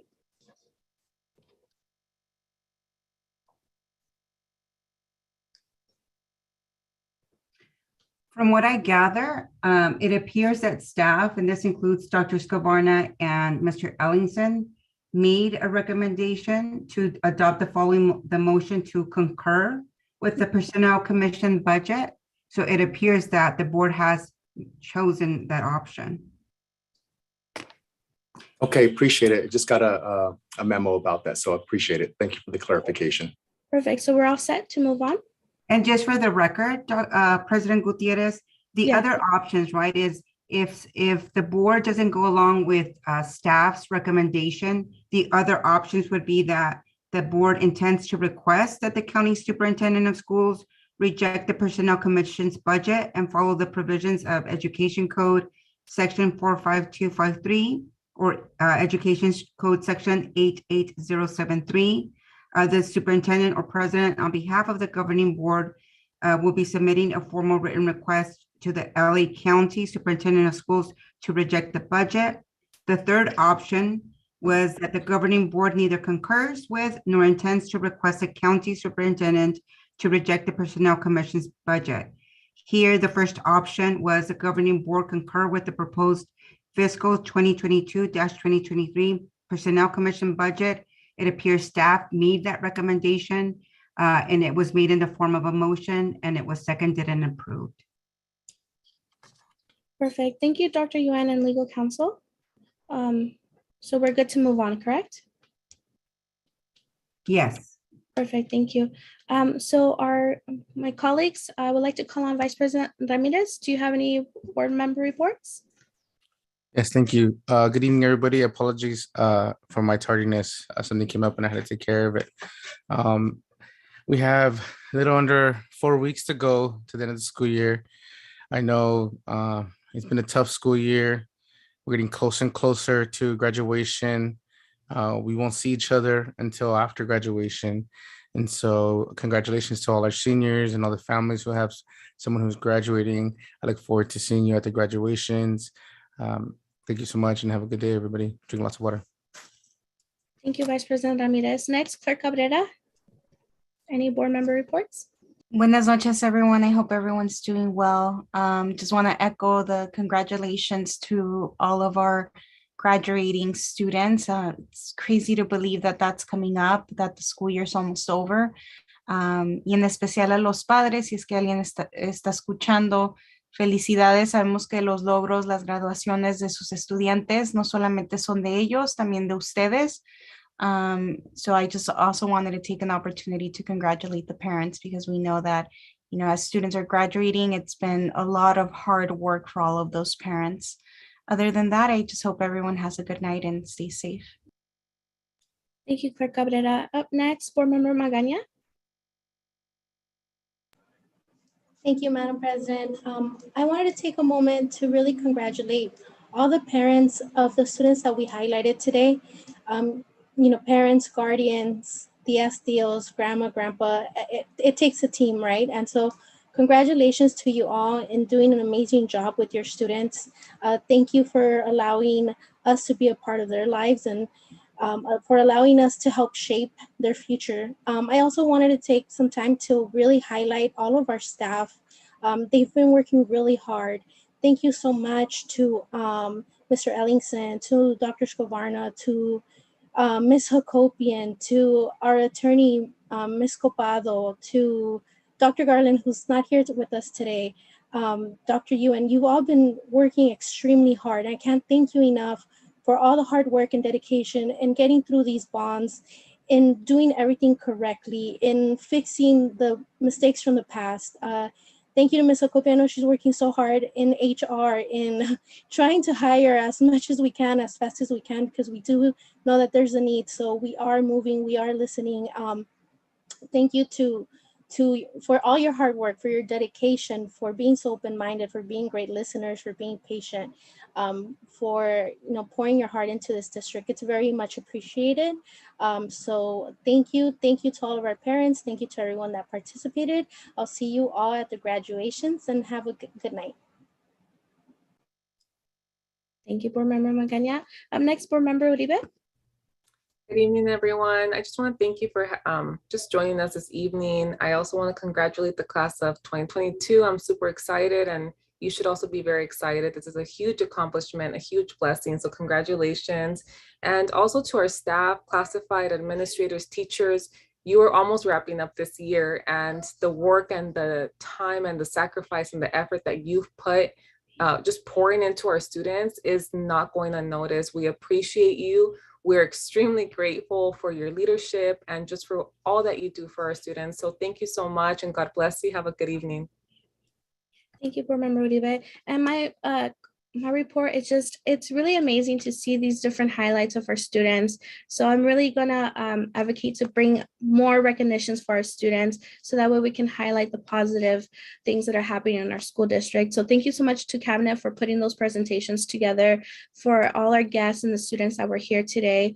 And also just congratulations to the class of 2022. You did it. So I'll see you in the graduation. And Dr. Scovarna, do you have any report for us today? Please, congratulations to the graduating class. I want us to take a second and just think back of all the presentations that we had tonight. The STEM and the STEAM Academy and everything that's going on, truly, we need to encourage everyone in this district to take chances, to move. This district cannot be stagnant any longer. This district cannot dwell on negativity. Kids cannot dwell on negativity. If you look back at the second to the last page on the Rosewood Park presentation, there's a picture of our students, and they're talking about classroom teacher perspective, student perspective, ALL teacher perspective. Look at those kids' faces. We are surrounded daily with negativity. It's our job to talk to these folks about this and to stop it. I had the chance to meet those wonderful students who won the awards and are going to do that and compete at a higher level from SURE. That teacher there is phenomenal. And he's a gift to this district. He's a treasure to this district. I don't believe that we dwell enough on the good stuff that's going on. And let me tell you, the condition that we're in, we cannot afford to study and think through this stuff. We need to finish and fix all the payroll stuff. We're not going to have payroll problems next year. It's going to be unacceptable to me. I've tried to get so far involved in this that everyone is going to have to work together on it. And I'm not blaming anybody. I'm not blaming HR. I'm not blaming business services. I'm blaming me. And I know how to fix it. We're going to fix it. We've made leaps and strides in that area. Still not good enough. Selling this $100 million bond is long, long overdue. This district facilities are in terrible disrepair. They need to be fixed.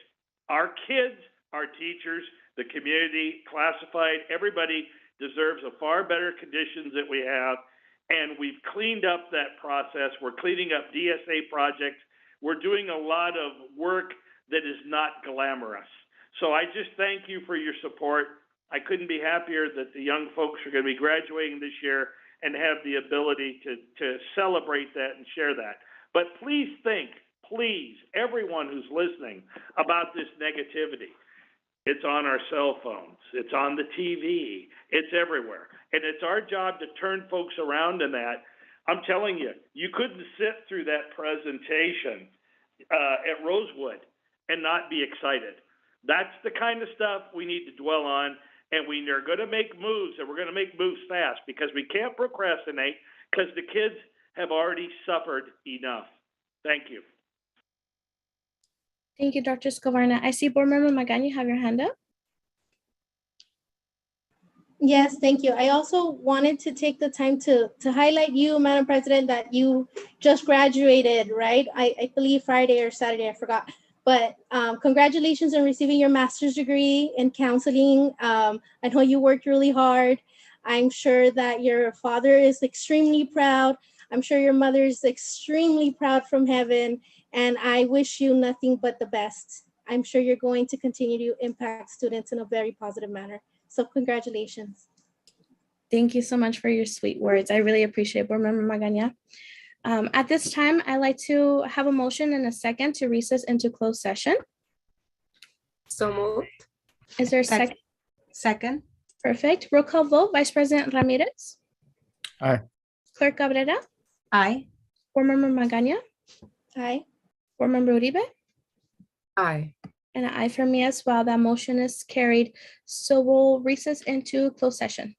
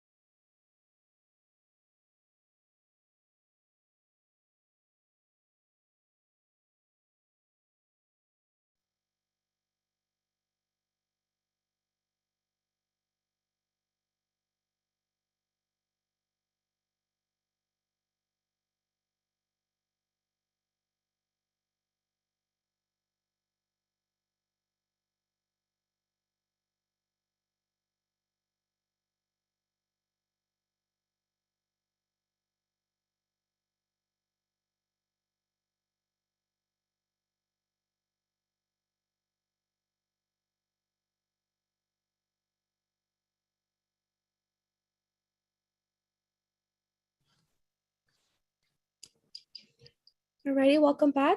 I would like to reconvene this meeting at 8:54 p.m. I would like to see who is present. Vice President Ramirez, he had to step out. Clerk Cabrera, Present. Board Member Magaña, Present. Board Member Uribe had to step out as well, and I am present. Legal counsel, can you please provide the closed session report out? Yes, thank you, President Gutierrez and members of the board. We convened into closed session at 7:56 p.m. Present in closed session via video conference were President Gutierrez, Vice President Ramirez, Clerk Cabrera, Board Member Magaña, Board Member Uribe, myself, Dr. Scavarna, Dr. Ewan, Mr. Ellingson, Ms. Hakopian, and Mr. McGuire. At 7:59, Mr. Ellingson, Ms. Hakopian, and Dr. Ewan exited closed session. As to item A1, members of the board were provided with a briefing and an update.